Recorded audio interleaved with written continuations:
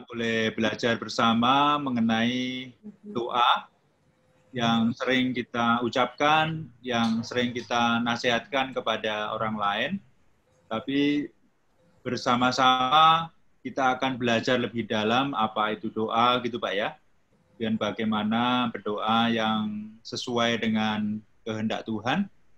Nah, untuk membuka kegiatan ini, baiknya kita akan berdoa terlebih dahulu. Dan untuk doa pembukaan, mohon kesediaan Pak Thomas ya, untuk berdoa pada pagi hari ini. Baik Pak, mari kita berdoa. Tuhan, Bapa yang ada di dalam surga, terima kasih pagi ini Tuhan, kami mendapat kesempatan untuk berkumpul bersama walaupun hanya melalui Zoom. Kiranya Tuhan pimpin di dalam pertemuan ini ya Tuhan. Biarlah kiranya Tuhan pimpin Pak Edi di dalam menjelaskan segala sesuatu mengenai doa, supaya kami mendapatkan satu arahan yang jelas bagaimana berdoa yang sesuai dengan kehendak Tuhan. Kami juga ingin semua yang terlibat di sini, Tuhan berikan hikmat untuk dapat menangkap segala pelajaran ini dengan baik, dan biarlah semuanya untuk kemuliaan nama Tuhan. Kami naikkan doa ini dalam nama Tuhan kami, Yesus Kristus, Juru Selamat kami yang hidup. Amin. Amin. Silakan Pak Edi. Iya Bapak Ibu sekalian, kita bersyukur sekarang kita memasuki disiplin rohani yang ketiga, sekaligus ini pembahasan yang ketujuh dalam buku berakar yang Tuhan siapkan bagi kita untuk kita boleh bersama-sama belajar untuk mengingat kembali disiplin rohani yang sudah kita pelajari, yaitu disiplin yang pertama yaitu waktu teduh. Kita masih ingat di situ adalah disiplin rohani yang paling radikal, karena itu adalah dasar pada semuanya gitu, makanya itu disebut paling radikal. Dan untuk mengingat yang kedua yaitu tentang firman, kita masih ingat kemarin dengan 5 jari ini ya, mendengar, membaca, jadi jari yang kedua, kemudian menyelidiki, kemudian menghafal dan merenungkan. Nah itu yang bisa kita ingat dari dua pelajaran yang sudah kita lalui dari disiplin rohani. Nah, sekarang kita masuk disiplin rohani yang ketiga, yaitu doa. Doa sekali lagi, di slide itu ada 5 disiplin doa. Disiplin rohani, waktu teduh, itu kita udah bahas. Kemudian firman, udah kita bahas arahnya ke bawah, firman. Kemudian doa arahnya ke atas. Kemudian ada 2 lagi, bersaksi dan bersekutu. Nah, sekarang kita masuk ke dalam yang doa. Tidak ada hal yang lebih bisa menggambarkan daripada doa selain dari satu kata ini, yaitu komunikasi. Disinilah kita akan belajar banyak dari doa ya, dengan pemahaman komunikasi. Sekarang kita penting sekali komunikasi bagi setiap kita, apalagi di masa pandemi seperti ini, bagaimana kita berkomunikasi ini sesuatu yang bukan hanya terjadi begitu saja. Kita komunikasi sekarang diupayakan sungguh-sungguh. Jadi kita bisa beribadah, itu juga salah satu jalur komunikasi kita. Bagaimana kita bisa beribadah di tempat yang berbeda bisa bersama. Nah itulah komunikasi. Nah kira-kira gambaran daripada komunikasi inilah yang kita akan masuk lebih dalam untuk bersama-sama mengerti akan doa. Richard Foster yang mengatakan demikian, dari semua disiplin rohani, doa merupakan yang paling sentral. Karena doa mengantarkan kita pada komunikasi yang terus-menerus dengan Tuhan. Jadi ini bedanya, kalau waktu teduh paling radikal, tapi kalau doa, Richard Foster mengatakan paling sentral. Karena doa mengantarkan kita pada komunikasi yang terus-menerus dengan Tuhan. Perhatikan kata komunikasi.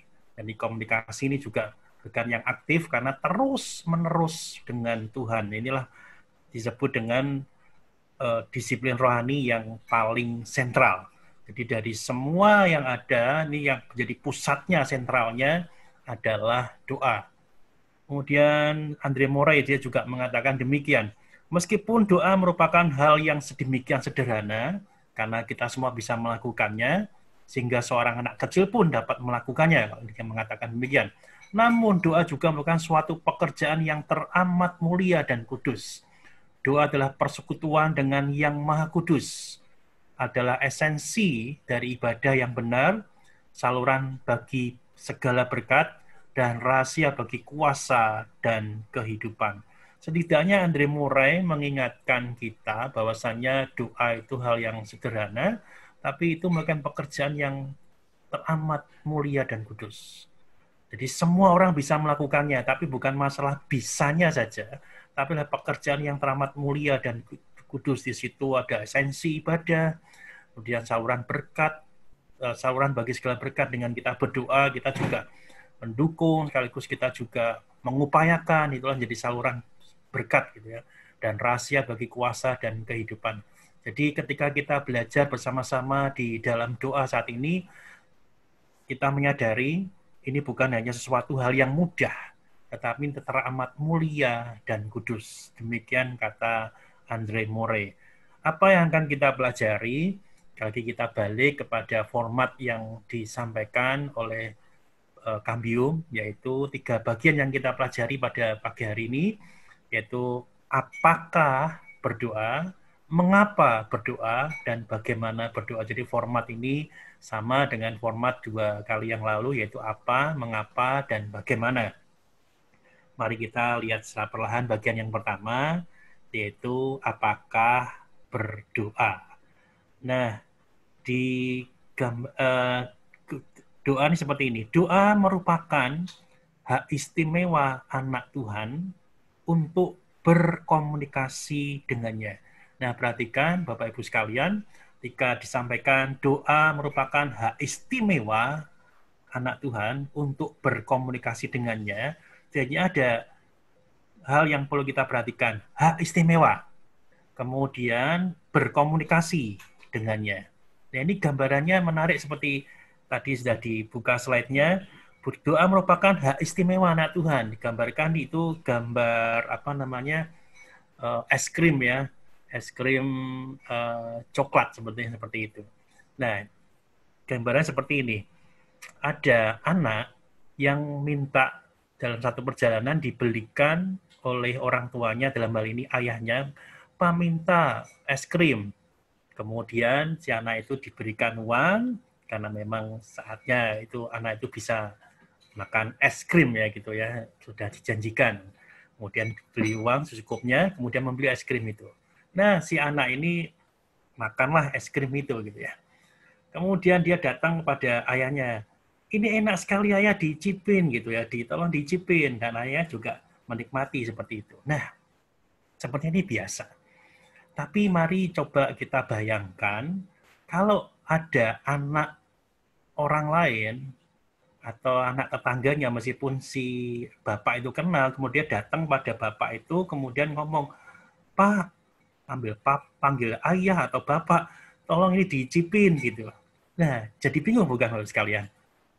Jadi ini anak siapa tiba-tiba datang kemudian minta diicipin, rasanya enak, aneh begitu bukan? Nah, doa itu gambarannya seperti itu, hak istimewa anak Tuhan.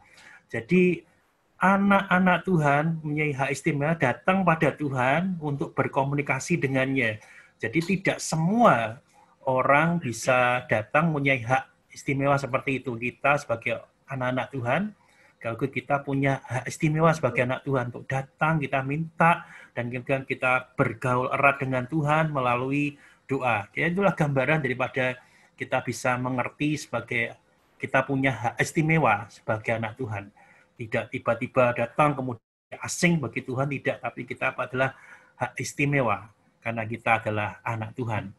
Ibrani 10 ayat 19 sampai 22 berkata demikian. Silahkan seorang dari kita bisa membaca bagian ini yang ada di slide ya. Silahkan seorang dari antara kita bisa membaca bagian ini. Jadi saudara-saudara, oleh darah Yesus kita sekarang penuh keberanian dapat masuk ke dalam tempat kudus, karena Ia telah membuka jalan yang baru dan yang hidup bagi kita melalui tabir, yaitu dirinya sendiri, dan kita mempunyai seorang imam besar sebagai kepala rumah Allah. Karena itu, marilah kita menghadap Allah. Ibrani 10 ayat 19 sampai 22. Terima kasih Pak Anton. Ya, Bapak Ibu perhatikan bahwasanya hak istimewa ini benar-benar kita miliki sebagai anak Tuhan. Kita bisa datang kepada Bapa karena kita dianggap anaknya, dan kita tidak ragu-ragu untuk menyebut dia sebagai Bapa, sekaligus kita punya hubungan yang erat di dalam komunikasi, khususnya dalam doa yang kita lakukan. Nah, Ibrani ini mengingatkan kita sekarang penuh keberanian dapat masuk ke tempat kudus. Jadi sebelumnya kita nggak bisa langsung datang pada Tuhan. Ada perantara. Nah, ini digambarkan di dalam slide berikutnya, yaitu ini adalah slide atau gambar dari kemah Tuhan, ya, kemah suci gitu ya. Kalau ada orang Israel mau datang pada Tuhan, nggak bisa langsung.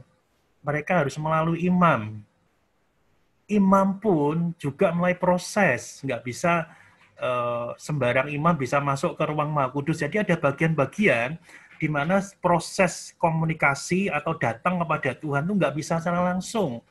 Sekali lagi, umat atau jemaat itu melalui imam. Imam yang masuk ruang Maha Kudus itu pun setahun sekali dipilih. Jadi nggak sembarangan mereka bisa datang pada Tuhan.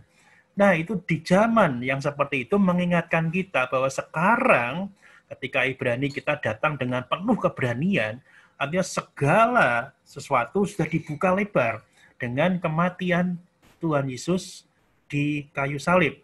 Kita ingat ketika Yesus mati di kayu salib, pintu atau tirai bait suci itu terbelah jadi dua. Sudah tidak ada pemisah lagi antara kita dengan Tuhan. Jadi dengan kematian Tuhan di kayu salib itu membuka tabir hubungan kita bisa datang dengan penuh keberanian, seperti disampaikan oleh penulis Ibrani tadi. Kita datang. Melalui apa? Melalui doa kita. Jadi inilah hak istimewa kita. Melalui kematian Yesus di kayu salib, kita ditebus dosa kita diangkat menjadi anaknya, sekaligus menjadi hak istimewa kita untuk datang kepada Tuhan. Jadi Bapak Ibu sekalian, saya ingin mengingatkan kita semua, doa merupakan hak istimewa yang kita miliki sebagai anak-anak Tuhan. Nah, bagian yang kedua yang jadi formulasi kita tadi adalah, selain hak istimewa adalah untuk berkomunikasi dengannya. Nah, satu ayat, Filipi 4, 6-7 ya. Jadi 2 ayat sebetulnya. Silakan seorang yang lain bisa membaca.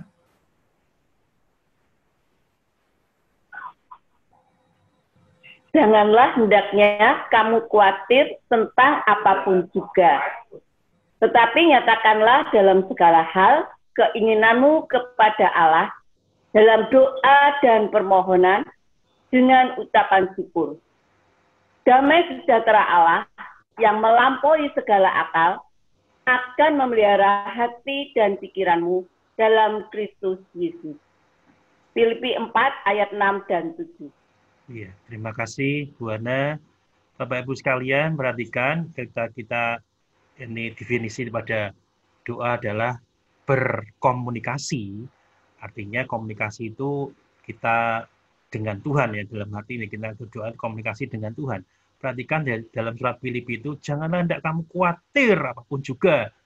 Nyatakan segala sesuatu itu dalam doa dan permohonan dengan ucapan syukur. Jadi kita berkomunikasi dengan Tuhan dalam segala sesuatu itu dengan doa.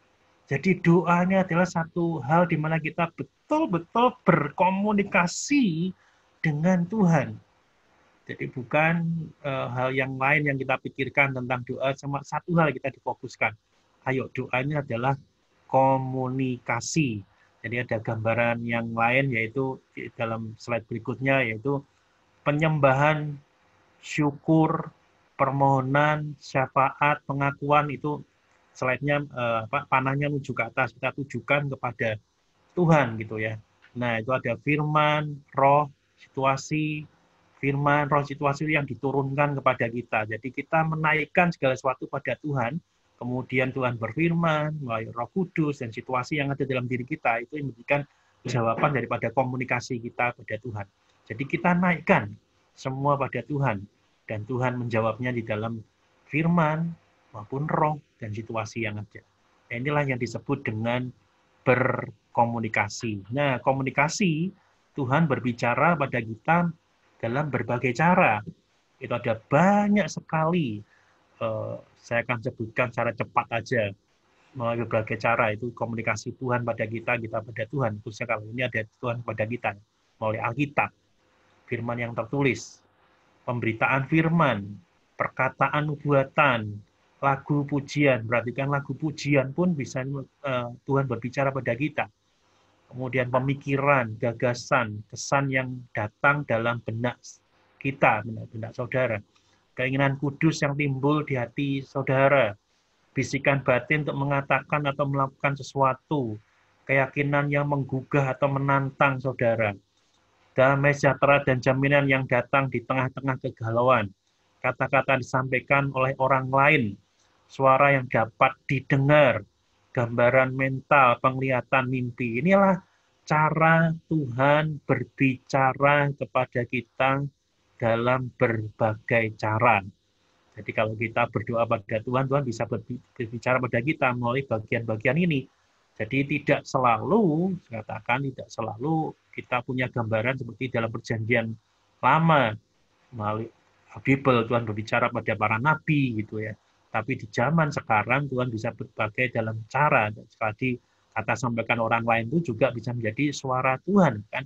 Nah, Bapak-Ibu sekalian, inilah cara Tuhan berkomunikasi. Tentunya ini butuh kepekaan. Justru yang perlu kita perhatikan adalah kita perlu hati-hati ketika kita mengklaim atau kita mengatakan ini suara Tuhan yang berbicara kepada kita. Justru itu yang sekarang menjadi ujian bagi setiap kita. Apakah itu benar daripada Tuhan sendiri atau dari keinginan yang timbul dari kita yang belum kita uji, kemudian karena itu membuat kita baik atau untung, oh ini suara Tuhan bicara pada kita. Ini yang perlu kita uji. Tapi sekali lagi itu bukan bagian kita untuk membahas bagian-bagian seperti itu, tetapi setidaknya kita mengerti Tuhan bisa berbicara dalam berbagai bentuk kepada kita. Nah, tentunya kalau kita berkomunikasi, kita mendengar. Seperti tadi ada yang berbicara, saya kan nggak lihat videonya, tapi dari suara yang saya dengar, saya bisa mendengar, oh ini suaranya Anton saya kenal, ini suaranya Bu Hana saya kenal. Nah, situlah dengan kita banyak berkomunikasi, kita ada kepekaan. Oh ini enggak sih, suara ini betul enggak datang daripada Tuhan? Atau suara dari yang lain, tentunya kita enggak kenal. Tapi kalau kita mengenal Tuhan dalam komunikasi, kita akan menjadi lebih peka. Jadi Bapak-Ibu sekalian, berkomunikasi ini sesuatu yang penting bagi kita. Kita memahami Allah bisa berbagai cara berbicara pada kita. Nah, ini yang penting lagi. Pertanyaan yang mungkin jadi pertanyaan bagi kita semua. Mengapa kita perlu berdoa kalau Tuhan sudah tahu apa yang kita butuhkan sebelum kita memintanya? Nah, ini kan jadi pertanyaan bagi setiap kita juga. Tuhan itu kan Maha tahu. Lah kenapa kita perlu minta gitu kan? Sebelum kita minta, Tuhan yang tahu gitu kan. Nggak perlu dong kita berdoa. Nah, ini penjelasannya bagus juga. Permohonan bukanlah inti dari doa. Perhatikan, bukanlah inti dari doa. Bukan dari doa ya, bukan doa ya, tapi bukanlah inti dari doa. Berdoa adalah memasuki komunikasi untuk bergaul dengan Tuhan. Jadi Bapak Ibu sekalian, kalau kita menanyakan, kenapa saya harus berdoa? Minta sesuatu misalnya seperti itu. Kalau Tuhan tahu, tanpa saya berdoa pun Tuhan juga sudah mengerti. Tapi sekali lagi tegaskan di sini, permohonan itu bukanlah inti daripada doa. Tapi lebih sekali lagi tujukan pada komunikasi untuk bergaul dengan Tuhan. Tommy Tenney ya. Nah, ini ada satu hal yang kutipan yang bagus daripada Tommy Tenney gitu ya. Ketika kita beribadah, apakah kita mencari tangan Allah untuk melihat apa yang Dia berikan pada kita, atau wajah Allah untuk bersukacita dalam kehadirannya. Jadi perhatikan dua kata yang diakhiri sama dengan kata Allah, tetapi bermakna berbeda. Satu, kita mencari tangan Allah, atau kita mencari wajah Allah. Itu sangat berbeda. Maksudnya seperti ini. Tangan Allah, kita minta segala sesuatu supaya Tuhan itu menolong kita. Cukup seperti itu kalau ini dalam konteks beribadah, tapi dalam konteks kita berdoa, kita cuma minta pertolongan Tuhan, atau kita sesungguhnya kita minta wajah Allah. Nah, Bapak Ibu sekalian yang dikasih Tuhan, kita mencari wajah Allah. Dan tentunya ini menjadi bagian daripada kita. Sekaligus juga kita menguji hati kita ketika kita berdoa. Apakah kita hanya minta tangan Allah turun ke atas kita, menolong kita, memberkati kita. Atau ada yang lebih lagi. Saya harapkan kita sekarang mengerti bahwasannya kita bukan hanya minta tangan Allah, tetapi kita juga mencari wajah Allah di dalam doa yang kita naikkan. Tangan Allah, iya kita minta pertolongan, itu bagian daripada doa, tapi bukan inti pada doa. Tapi jangan lupa untuk kita mencari wajah Allah. Jadi sekaligus ini menjawab pertanyaan tadi, kenapa kalau Allah tahu, kita perlu minta-minta? Bukan. Tapi kita perlu, Bapak-Ibu sekalian, mencari wajah Allah di dalam doa kita. Kita perlu tangan Allah, perlu. Tapi yang tidak bisa kita lupakan lagi dan kita tidak bisa kita pungkiri, kita juga mencari wajah Allah. Nah, inilah bagian pertama, apakah berdoa. Bagian kedua adalah mengapa berdoa. Jadi Bapak Ibu sekalian, saya tetap membuka bagi kita semua. Kalau kita mau diskusi, kita mau mengajukan pertanyaan, ya Bapak Ibu mau menambahkan, silahkan ya. Saya nggak perlu kasih tanda, silahkan aja kapanpun boleh gitu ya. Karena ini satu tema yang menarik, saya pun juga belajar banyak. Yang kedua, mengapa berdoa? Bagian yang kedua.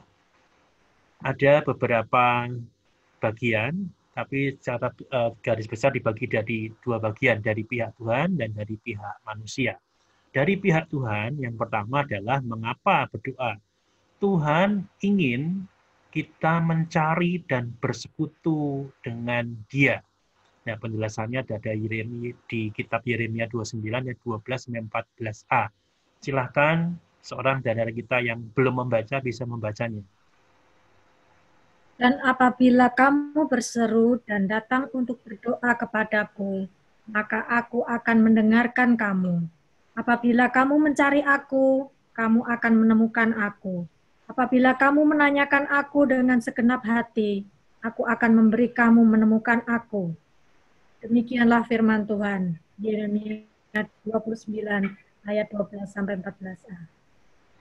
Ya, terima kasih Bu Yuli.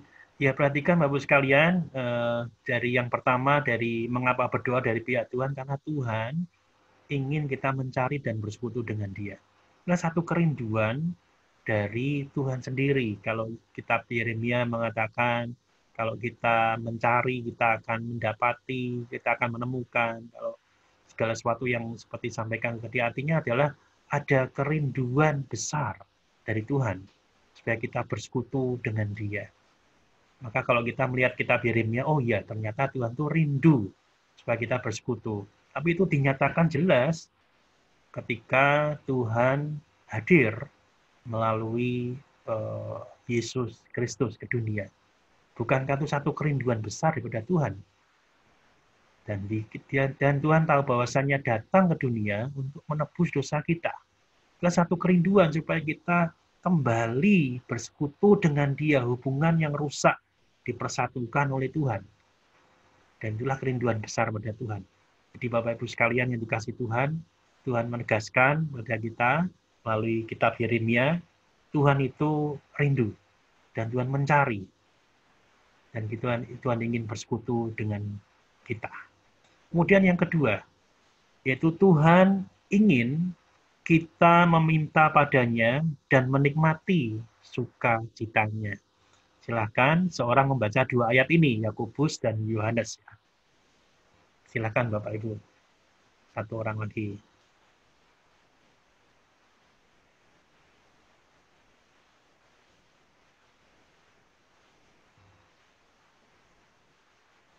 Kamu tidak memperoleh apa-apa karena kamu tidak berdoa. Yakobus 4 ayat 2b. Sampai sekarang kamu belum meminta sesuatu pun dalam namaku. Mintalah, maka kamu akan menerima, supaya penuhlah sukacitamu. Yohanes 16 ayat 24. Iya. Terima kasih Pak Thomas.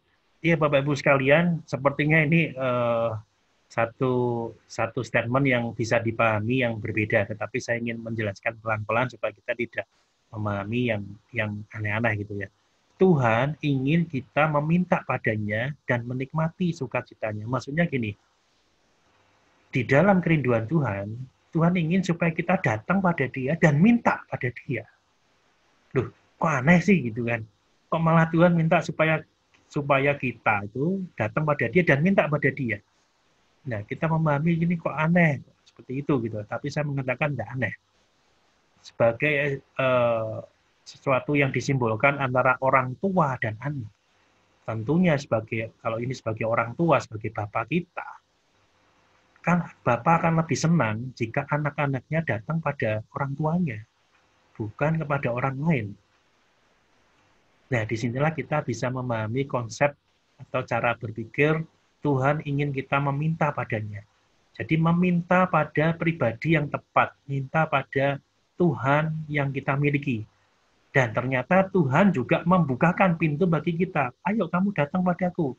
Kamu yang tidak berdoa apa-apa kalau kamu tidak berdoa. Jadi di dalam doa kita, supaya kita juga bisa minta kepada Bapa.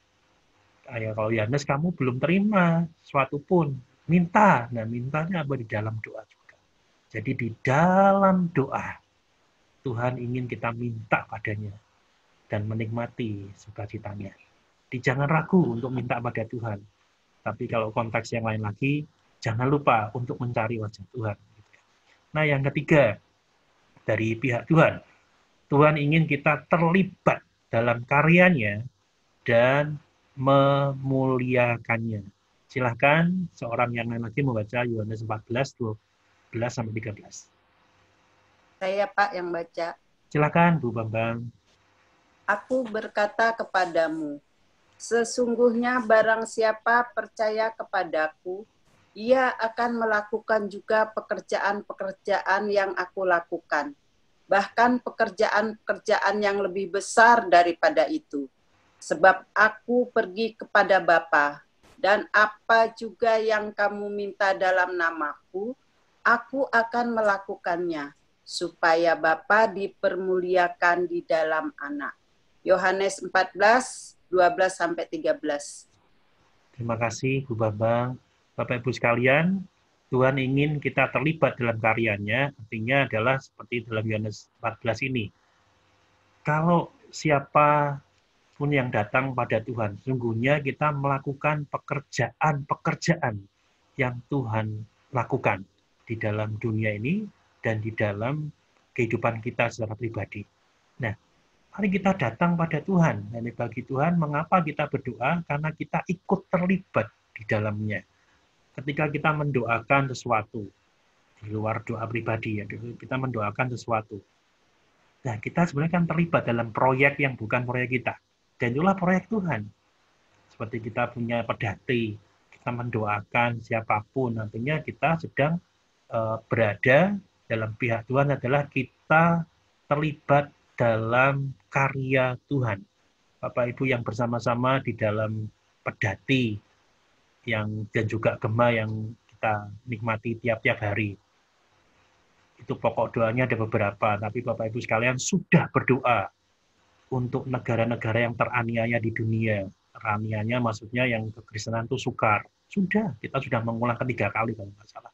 Kita sudah berdoa untuk suku-suku yang terpencil, yang tidak terjangkau Alkitab. Kita mendoakannya, seperti ini sudah putaran keberapa, saya nggak tahu, ketiga atau keempat.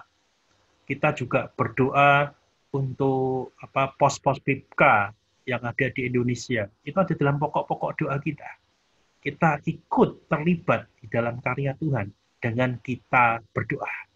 Nanti kita juga akan ke depan, kita baru minta data GGKMI yang ada di Indonesia, kita akan doakan. Ya. Artinya adalah kita ikut terlibat di dalam karya melalui doa. Nah, Bapak Ibu sekalian, doa itu bisa dilakukan oleh siapapun juga, bukan? Tapi sekarang kita mengerti ternyata mengapa kita berdoa. Karena menurut dari pihak Tuhan kita dilibatkan di dalam karyanya dan memuliakannya. Sekarang yang kedua, mengapa berdoa dari pihak manusia atau dari pihak kita. Yang pertama adalah kita dirancang untuk hidup dalam persekutuan dengan Tuhan. Ini Blaise Pascal, ini satu kalimat yang sering kita jumpai gitu ya.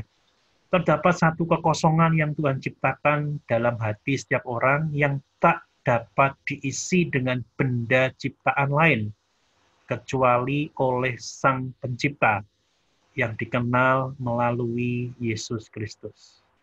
Jadi Blaise Pascal, dia seorang yang hebat, dia mengatakan dalam kalimat ini, tidak ada bagian yang kosong di manusia yang dapat diisi oleh bagian-bagian yang lain, kecuali oleh Allah sendiri.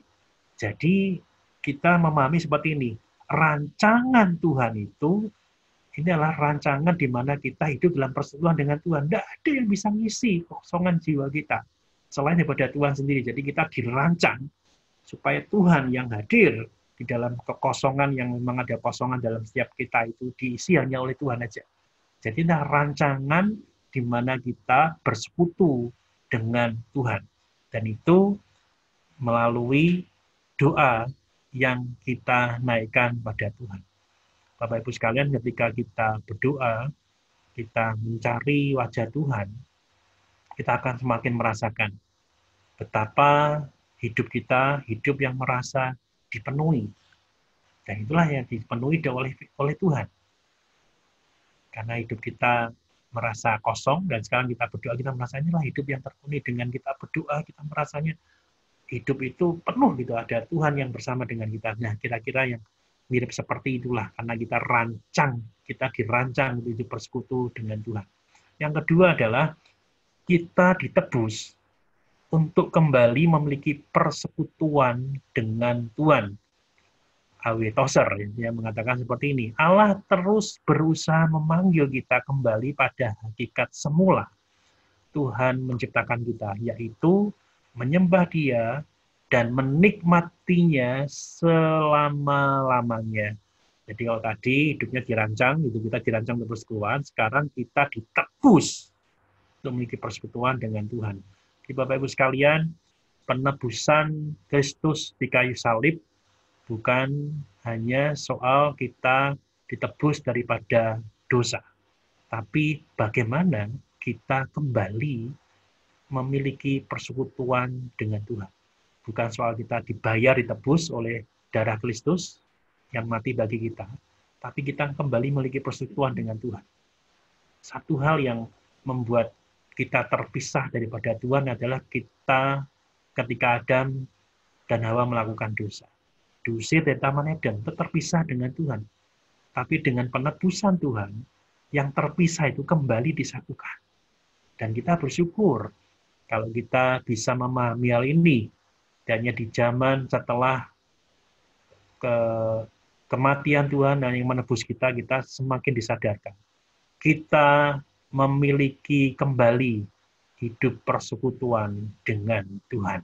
Sebab itu persekutuan itu hanya didapatkan melalui doa yang kita naikkan kepada Tuhan, di dalam komunikasi kita pada Tuhan.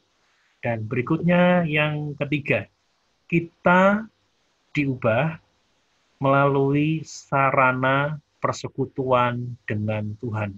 Jadi perhatikan tadi kita dirancang, kita ditebus, sekarang kita diubah melalui sarana persekutuan dengan Tuhan.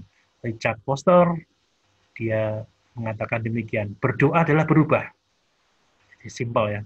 Berdoa adalah berubah. Doa merupakan salah satu sarana utama Tuhan untuk mengubah kita. Semakin dekat kita menghampiri hati Tuhan, maka kita semakin merasakan kebutuhan dan kerinduan untuk menjadi serupa dengan Kristus. Jadi Bapak Ibu sekalian, ketika kita berdoa, dari pihak kita bukan hanya menyadari kita dirancang dan kita ditebus, tetapi kita itu diubah. Richard Foster jelas sekali, berdoa adalah berubah. Semakin kita datang pada Tuhan. Perhatikan, Tuhan itu kudus adanya. Semakin kita datang di dalam doa, kita akan merasakan satu perubahan. Iya, saya datang kepada Allah yang Maha Kudus. Seharusnya saya datang juga dengan kekudusan. Allah tidak bisa berkumpul dengan yang tidak kudus. Hanya ketika kita berdoa, kita sadar. Kita datang pada Allah yang Maha Kudus, dan kita punya sikap hati yang kudus. Jadi di dalam doa yang kita naikkan pada Tuhan, yang bukan hanya kita mencari tangan Tuhan, tetapi kita mencari wajah Tuhan, kita sadar betul. Kita datang pada Allah yang Maha Kudus. Maka hidup kita hari demi hari akan terkoreksi. Akan menjadi serupa dengan Tuhan. Hidup manusia kita akan terus-menerus diubah menjadi serupa dengan Kristus. Jadi ketika kita punya kehidupan doa yang baik, kita akan semakin, tiap-tiap hari akan semakin berubah menjadi arah yang baik, yaitu menjadi serupa dengan Kristus. Di Bapak Ibu sekalian yang dikasihi Tuhan, sekali lagi ini adalah pertanyaan, kembali ke pertanyaan yang menggelitik kita tadi. Mengapa kita perlu berdoa? Kalau Tuhan sudah tahu apa yang kita butuhkan sebelum kita memintanya. Di permohonan, sekali lagi bukan inti doa. Berdoa adalah memasuki komunikasi untuk bergaul dengan Tuhan. Saya pikir slide ini penting, makanya diulang sampai 2 kali, slide ini keluar, sekaligus mengingatkan kita. Doa adalah memasuki komunikasi untuk bergaul dengan Tuhan. Nah, kita sudah 2 bagian, apakah berdoa, mengapa berdoa. Sekarang kita masuk bagian yang terakhir, yaitu bagaimana berdoa. Saya masih perhatikan waktu 10.38 masih cukup, kalau kemarin waktunya kebablasan ya. Saya akan berusaha bisa tepat waktu selesai. Bagaimana berdoa? Nah, Bapak Ibu sekalian, ada beberapa hal bagaimana kita berdoa. Yang pertama adalah ungkapan doa. Ungkapan doa. Jadi ini dibuat supaya kita mudah mengingat. Kalau kemarin kita firman kan ada 5 jari juga. Mendengar, kemudian membaca, menyelidiki, menghafal, merenungkan. Nah, sekarang kita juga diberi jari yang sama supaya kita gampang mengingat. Cuma ya Bapak Ibu sekalian, karena ini jadi jembatan teladan untuk kita mengingat, jadi ingatan kita harus muncul dulu nih. Waktu firman ngapalnya dari mana dulu? Mendengar gitu kan. Kalau mendengar. Nah, sekarang kalau ungkapan doa dimulai dari ibu jari. Ini kan besar ya, paling besar. Jadi kebesaran dan keagungan Tuhan. Jadi ungkapan doa yang pertama adalah kebesaran dan keagungan Tuhan. Saya tidak akan baca semua. Mazmur 100 inilah mazmur yang saya suka, dan inilah mazmur ibadah. Mazmur ibadah. Jadi Bapak Ibu seringkali mendengar saya Fotum dan Salam itu saya mengambil dari Mazmur 100, inilah Mazmur ibadah. Tapi di situ adalah kita ada menampakkan dan kita mengerti di situ ada Tuhan yang besar, Tuhan yang agung. Karenanya kita memuji dan menyembah kepada Tuhan. Jadi kita dalam ungkapan doa, Tuhan itu besar dan agung, jangan lupa. Jadi kalau kita mengatakan dalam ungkapan doa kita, Tuhan itu besar, Tuhan itu agung, sekaligus itu pernyataan iman kita. Tuhan yang memang layak diagungkan, dan karena Tuhan itu besar dan agung. Itulah sumber daripada kuasa di dalam doa yang kita lakukan. Kemudian menunjuk pada jari telunjuk ya, kekudusan dan keadilan. Jadi saya nggak ingin jelaskan satu-satu, ini maksudnya apa, tapi kalau tujuannya, ya, tunjukkan tujuan ya, kekudusan dan keadilan Tuhan. 1 Yohanes 1 ayat 9. Karena kita mengaku dosa kepadanya. 1 Yohanes 1 ayat 9. Jadi kalau kita mengaku dosa kita, maka Tuhan berkenan pada kita. Jadi kekudusan itu tujuannya. Jadi kita menunjuk. Jadi ungkapan doa adalah inilah kekudusan dan keadilan Tuhan. Bagaimana kita datang dalam kekudusan Tuhan dan keadilan Tuhan? Kita mengaku dosa pada Tuhan. Kemudian yang paling tinggi, jadi anggaplah ini satu kebaikan dan paling tinggi kan, jadi tengah dan paling tinggi kebaikan dan kemurahan Tuhan. Jadi bukan hanya kebesaran dan keagungan, bukan hanya kekudusan dan keadilan, tapi juga kebaikan dan kemurahan Tuhan. Lukas 17 ayat 11 19, itu ayat yang cukup panjang. Karenanya kita mengucap syukur atas pemberiannya. Jadi Bapak Ibu sekalian, kebaikan Tuhan salah satu dinyatakan ketika Tuhan memberi jawaban doa, kita mengucap syukur pada Dia. Kemudian yang keempat, kasih dan kesetiaan Tuhan. Jadi kalau jari manis ini kan ada cincin gitu ya. Nah, kasih dan kesetiaan Tuhan. Mazmur 18 ayat 2 sampai 3. Karena kita menyatakan cinta kepadanya. Jadi kasih dan kesetiaan Tuhan itu ada di dalam ungkapan doa kita. Kemudian kedaulatan dan kebijaksanaan Tuhan, jari kelingking, gitu. Karena kita menyerahkan diri kepadanya. Nah, inilah ungkapan doa yang coba digambarkan supaya kita mudah mengingatnya. Jadi kalau kita ungkapan doa, kita mengingatnya besaran dan keagungan Tuhan. Ingat tunjuk, itu ingat pengakuan dosa, kekudusan dan keadilan Tuhan. Yang paling tinggi, baik, kebaikan dan kemurahan Tuhan. Kemudian ini pakai jari manis, yaitu kasih. Ada cincinnya kasih dan kesetiaan Tuhan. Kemudian yang paling kecil, kedaulatan dan kebijaksanaan Tuhan. Nah, selain daripada bagian ini adalah kita mengingat bagian yang lain. Tapi sebelumnya Richard Foster mengatakan demikian sekalian. Jika kita sungguh mengasihi orang, kita akan menginginkan agar mereka mendapatkan jauh melebihi apa yang dapat kita berikan kepada mereka. Dan hal ini akan membawa kita pada doa. Doa syafaat adalah cara mengasihi sesama manusia. Jadi Richard Foster ini mengamati tentang doa syafaat ini kan bagaimana berdoa. Tadi ada ungkapan doa tadi ya. Nah, secara khusus dalam doa syafaat tentang kebesaran Tuhan dan segala macam itu dilakukan untuk orang lain gitu ya. Jadi kalau kita sungguh mengasihi orang, maka kita tentunya juga ingin orang itu dapat sesuatu yang baik, bahkan jauh lebih apa yang dapat kita berikan pada mereka. Itulah doa syafaat kita. Jadi itu bisa kita lakukan di dalam doa. Jadi kalau kita ingin mendoakan orang lain, kita ingin seseorang itu bukan mendoakan, kita ingin seseorang lebih baik keadaannya, kita bisa bawa itu di dalam doa. Itulah doa syafaat kita. Jadi kalau kita selama ini mendoakan ada suku-suku yang terasing, suku-suku yang belum mengenal Kristus, yang masih minim mengenal Kristus di Indonesia, kita mendoakan negara-negara yang kesulitan di dalam perjalanan iman mereka. Jadi sungguhnya ketika kita menginginkan mereka lebih baik, nah itu kita bisa lakukan melalui doa syafaat kita. Nah, sekarang kalau tadi tentang ungkapan doa, yang kedua adalah pokok doa. Bagaimana kita berdoa, ada pokok doa.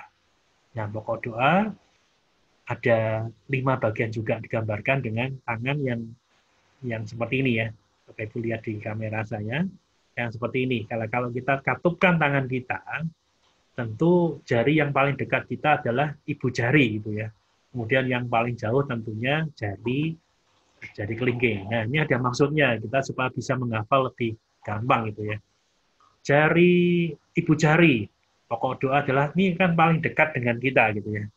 Jadi orang yang dekat dengan saya, dengan kita, siapa ya? Keluarga saya. Keluarga itu istri, suami, anak, kemudian juga teman yang dekat dengan saya itu kita doakan pokok doanya. Gampang kan paling dekat dengan kita. Kemudian jari telunjuk.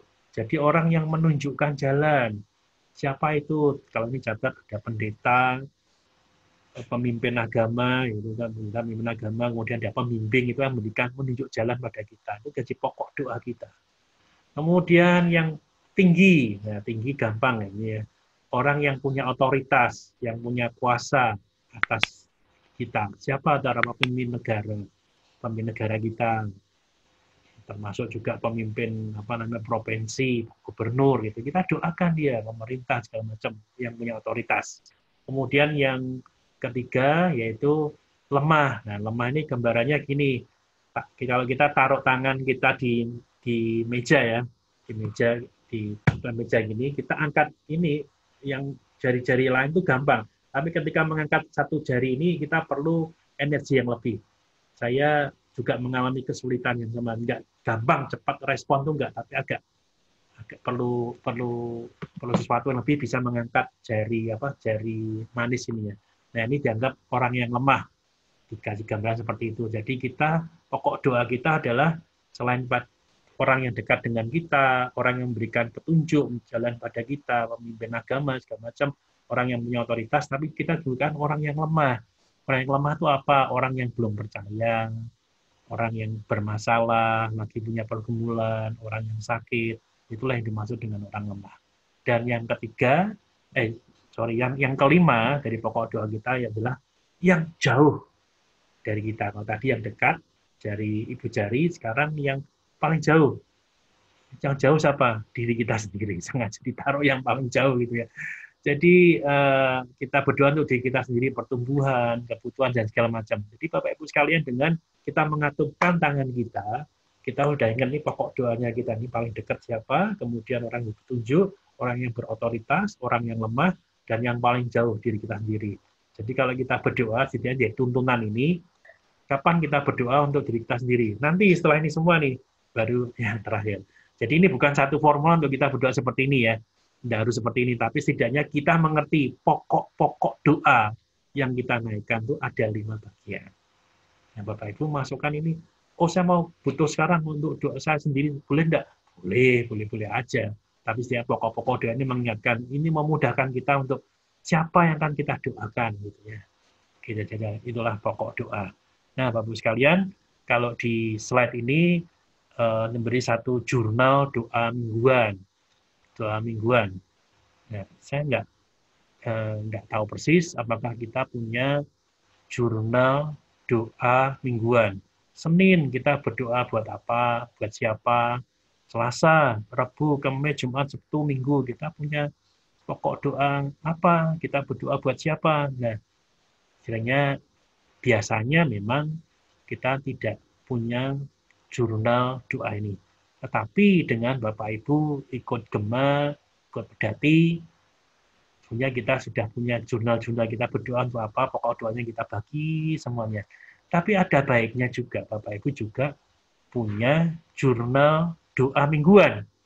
Hari Senin, Selasa, Rabu, Kamis, Bapak Ibu yang punya sesuatu, silakan doakan masing-masing. Doakan masing-masing.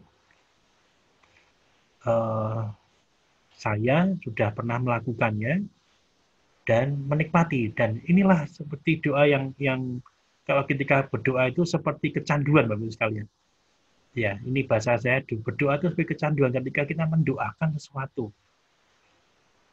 Rasanya setelah kita mendoakan, ada lagi yang didoakan ini, sesuatu ini. Jadi kita masuk lebih dalam lagi. Nah, disitulah saya pun dengan kecanduan. Ketika kita mendoakan misalnya untuk kota Jakarta. Jakarta itu kan masih luas. Nah, apa yang kita ingin doakan tentang Jakarta gitu kan? Misalnya kita berdoa untuk pariwisata Jakarta. Setelah pariwisata Jakarta, yang mana ya? Nah, terus kan, yang mana aja yang kita mau doakan? Nah, setelah kita ketemu pariwisata yang mana kita doakannya, terus akan menjadi panjang sekali. Nah, itulah menjadi satu bahasa saya adalah kecanduan doa. Karena ketika kita mendoakan sesuatu, kita pinginnya spesifik, dan terus ketika kita ada di dalam yang belum spesifik, akan terus mengejar semua spesifik. Nah, Bapak Ibu kan bisa menyusun bagian-bagian itu, sehingga kita bisa punya jurnal doa yang baik. Saya pernah membuat ketika saya di kampus, sehari ya, itu dari beberapa orang aja. Kemudian sampai total semua itu ada sekitar 1.000 dari 1 minggu. Tapi kemudian karena doa itu jadi satu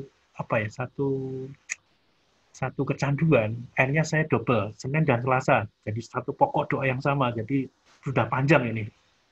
Kemudian akhirnya 3 hari jadi satu, jadi pokok doanya sama, 3 hari juga sama.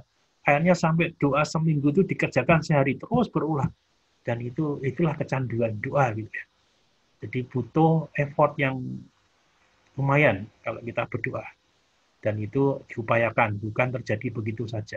Butuh satu ketahanan, butuh satu konsistensi ketika kita berdoa. Jadi doa bukan sekedar kita, mau makan, iya itu harus kita lakukan. Mau pergi, iya. Tapi kita punya jurnal-jurnal doa yang bisa kita tingkatkan dari waktu ke waktu. Nah, Bapak-Ibu sekalian, saya mendorong untuk kita semua punya jurnal doa di dalam pribadi kita masing-masing. Apa yang mau kita doakan? Silakan. Tidak harus sama kita, tidak apa-apa. Tapi dengan punya jurnal doa, kita mengerti, kita mendoakan A, B, atau sesuatu, C, itu di hari ini. Kan itu bagus juga kan. Selain dari doa yang kita naikkan sama-sama di dalam Gema dan Pedati itu. Nah, yang lain adalah sikap doa. Sikap doa. Ada 3 bagian dari sikap doa, yaitu kemuliaan dan kehendak Tuhan, bukan kepuasan diri sendiri. Yang pertama, kita lihat ayatnya ada di Yohanes 14 ayat 13. Silakan seorang membaca. Dan apabila yang kamu minta dalam namaku, aku akan melakukannya supaya Bapa dipermuliakan di dalam Anak. Yohanes 14 ayat 13. Ya, terima kasih Pak Tio. Nanti habis ini Bu Retno ya, tadi sudah siap baca, jadi pasti berbarengan waktunya. Yohanes 14:13 mengingatkan bahwasanya kalau kita minta apapun juga, Tuhan itu akan melakukannya. Tetapi kita perlu ingat, bukan ayat itu tidak berhenti sampai di situ. Supaya Bapa dipermuliakan di dalam Anak. Jadi sikap doa kita adalah kemuliaan dan kehendak Tuhan, bukan kepuasan atas diri kita sendiri aja. Jadi Bapak Ibu sekalian, semakin belajar tentang doa, kalau kita sungguh-sungguh mengerti tentang doa, kita akan mengerti bahwasannya kalau kita suruh memilih, pilih tangan Tuhan atau pilih wajah Tuhan, kita akan dibawa ke satu kesadaran, saya butuh wajah Tuhan. Karena dengan kita menikmati wajah Tuhan, tangan Tuhan itu otomatis terulur bagi setiap kita. Jadi Bapak Ibu sekalian, minta. Dan Tuhan akan memberikan bagi kita. Tapi ingat, itu permintaan yang dikabulkan itu adalah supaya Tuhan dipermuliakan. Bapa dipermuliakan di dalamnya. Jadi Bapak Ibu sekalian, kemuliaan dan kehendak Tuhan, bukan kepuasan diri kita sendiri. Kemudian bagian yang kedua adalah hubungan yang hormat dan hangat, bukan mekanisme dan rutinitas. Nah, ini belum ada ayatnya, saya akan bacakan dari RC Pro ya. Dia mengatakan demikian, kita tidak dapat bergegas menghampiri hadirat Tuhan dengan sikap angkuh. Menghujani Tuhan dengan permintaan-permintaan kita, namun melupakan kepada siapa kita memintakannya. Pastikan bahwa kita menghormati Tuhan. Hanya setelah kita mengagungkan dan meninggikan Dia, maka permohonan kita mendapat tempat yang tepat. Bapak Ibu, tidak ada yang salah kita minta pada Tuhan. Sekali lagi, nggak ada yang salah. Tapi kita perlu perhatikan sikap doa adalah bagaimana hubungan yang hormat dan hangat. Bukan sekadar mekanisme bagaimana kita berdoa supaya doa kita dijawab. Bukan seperti itu juga. Atau satu rutinitas untuk kita minta pada Tuhan. Bukan. Tapi datang pada Tuhan dengan sikap doa yaitu hubungan yang hormat. Jadi kita minta sesuatu. Tuhan saya minta bla bla bla bla bla. Dan yang dimintain itu siapa? Yang dimintain Tuhan kok. Tapi kita lupa hormat pada Tuhan. Nah, ini yang kita diingatkan. Kita harus punya sikap doa dan hubungan yang hormat dan hangat pada Tuhan. Kita tidak menghujani Tuhan dengan pertanyaan segala macam, permintaan segala macam, tapi kita datang dengan hormat. Kalau gambarannya seperti ini, Presiden Indonesia bisa memberikan segala sesuatu, misalnya kita mau minta sepeda dikasih, ya pertanyaan gitu. Kita minta apa dikasih. Tapi apakah kita datang Presiden, Pak Presiden, saya minta seperti ini, saya minta seperti ini. Tidak, bukan. Kita datang dengan hormat dulu. Bukan langsung kita hujani, Pak Presiden saya minta ini. Enggak. Dalam diskusi yang kalau Presiden sedang tanya jawab pun, orang yang sedang minta atau punya rencana minta pada Presiden pun sikapnya hormat, kalimatnya juga diatur supaya tidak menyinggung Pak Presiden seperti itu kan. Nah, inilah sikap yang harus kita miliki pada Tuhan ketika kita datang pada Tuhan dengan dalam doa-doa kita. Yang ketiga, sikap doa yang ketiga yang kita miliki adalah waktu yang khusus dan waktu yang terus-menerus. Perhatikan, waktu yang khusus dan waktu yang terus-menerus. Silahkan Bu Retno membaca 1 Tesalonika 5:17 dan Efesus 5 ayat 16. Iya.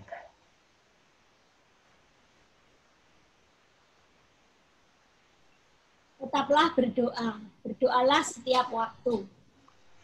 Tetap berdoa, Ini ya, Pak?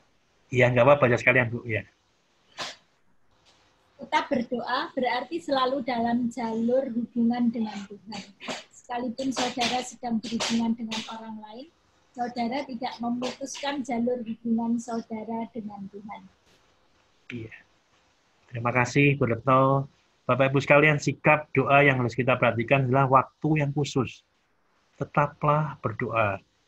Tapi bagian kedua juga waktu yang terus-menerus. Jadi tetaplah berdoa itu juga satu kata yang mengandung kata yang terus-menerus. Tetaplah berdoa.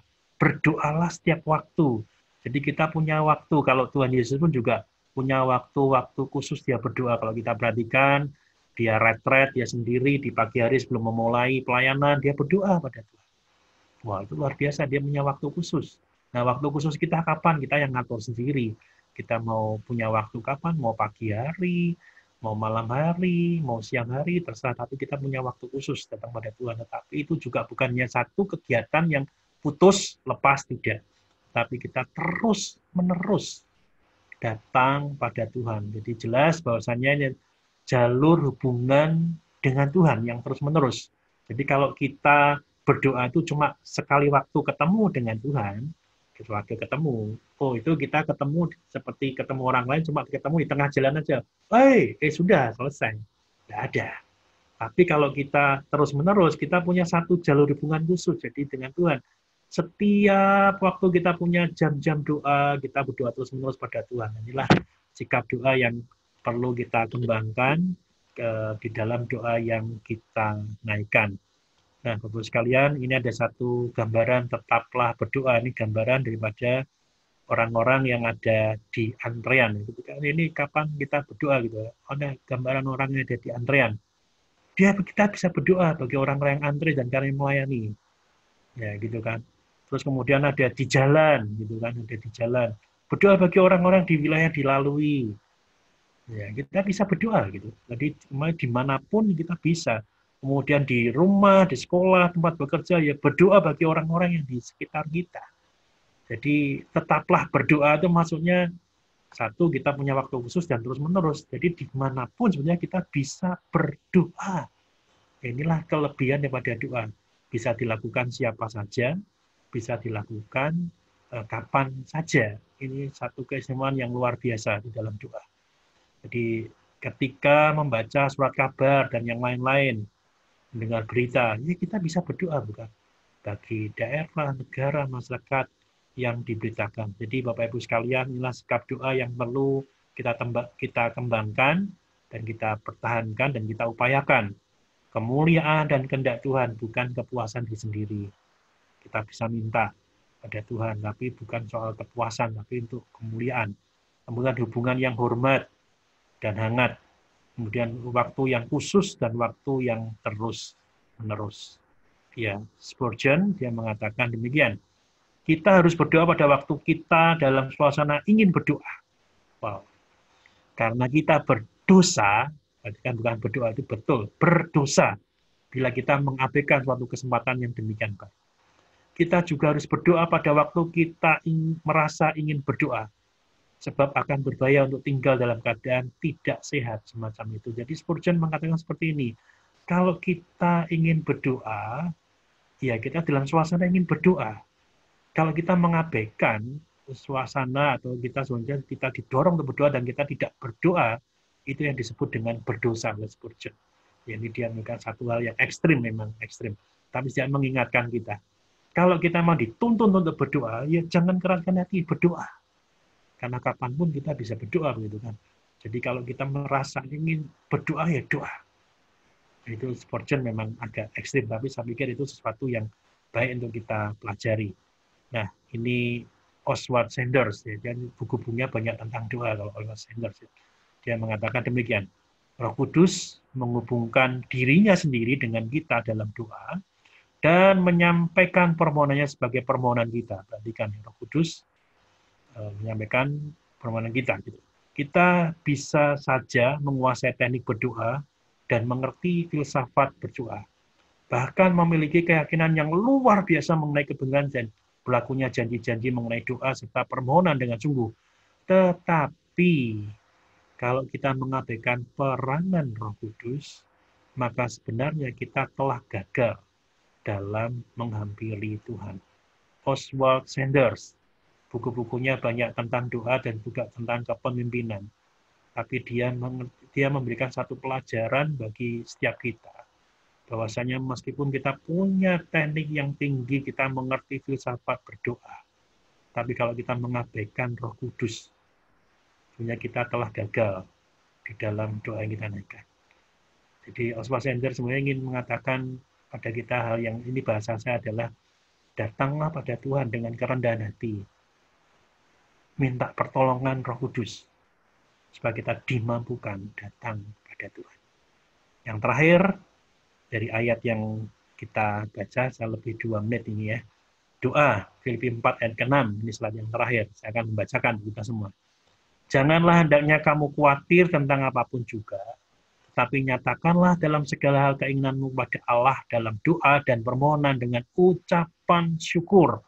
Damai sejahtera Allah yang melampaui segala akal akan mengatur hati dan pikiranmu dalam Kristus Yesus. Tadi sudah dibaca, ya saya mengulangi lagi. Kiranya kita semua diberkati dengan materi doa disiplin rohani. Dan kita sudah semakin mengerti apa itu doa, mengapa kita berdoa, demikian pula bagaimana kita berdoa. Paling tidak ada gambaran lebih jauh gitu ya, dari apa yang sudah kita pahami selama ini. Dan untuk menutup kegiatan kita pada pagi hari ini, mohon kesediaan Bu Dani untuk tutup dalam doa, Bu ya. Ya. Mari kita berdoa. Sungguh pagi hari ini kami bersyukur Tuhan karena Engkau sudah mengirimkan hamba-Mu Pendeta Edi untuk mengajar kami agar kami lebih tahu bagaimana kita menggunakan saat-saat berdoa ini dengan benar. Bagaimana kita harus ingat bahwa kita menaikkan doa itu adalah permohonan kepada Tuhan dan kita harus pertama-tama mengagungkan, menghormati, dan kita harus tahu di mana tempat kita sebagai anak minta kepada Bapa. Agar kami tidak terlalu menuntut, tetapi kami memohon dengan hormat dan kami boleh mengucap syukur untuk setiap doa yang sudah kami naikkan. Terima kasih Tuhan kalau ada kejelasan di dalam kita berdoa sehingga kita lebih fokus di dalam doa dan kita juga lebih berhati-hati menaikkan doa kami karena kami berkomunikasi dengan Tuhan yang adalah Allah kami, Bapa kami, dan kita harus menempatkan diri kami sebagai anak dan sebagai pemohon doa dan kita layak menaikkan doa ini dan Tuhan juga berkenan mendengar dan menjawab dan kita boleh bersyukur untuk Tuhan yang sudah menjawab doa-doa kami. Terima kasih Tuhan, biarlah semuanya ini boleh bermanfaat buat kehidupan kami dari sehari ke sehari. Biarlah Tuhan yang memimpin kami dan melibatkan Roh Kudus senantiasa di dalam doa kami, agar doa kami boleh berkenan kepada Tuhan. Terima kasih Tuhan, di dalam nama Tuhan Yesus kami sudah berdoa. Amin.